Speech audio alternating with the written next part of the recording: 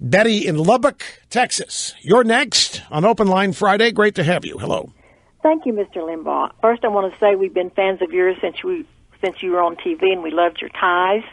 And I've given your books to grandchildren, and they are excited that you're going to be doing more. So, well, thank you. Before I get to my point, you've been talking about the nationalization of the police forces, and I would like to read you a quote from a campaign speech in 2008 by Obama.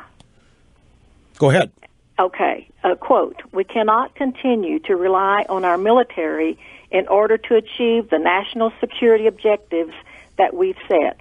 We've got to have a civilian national security force that's just as powerful, just as strong, just as well-funded as the U.S. military." I remember that statement.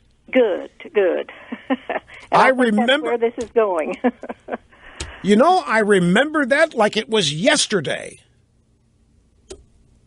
I remember that you're exactly right. He was talking about, and I remember the reaction to it. Was he talking about a domestic military police force? Yes, and now we hear that from Al Sharpton.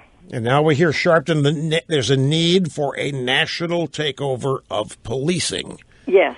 In this country. Yes. Well, I don't have any doubt that they've wanted to do that. They're doing it with all these new guidelines that they are mandating on local police departments. They're doing all that. You know, this has been the frustrating thing for me hosting this program for 6 years. This isn't theoretical anymore.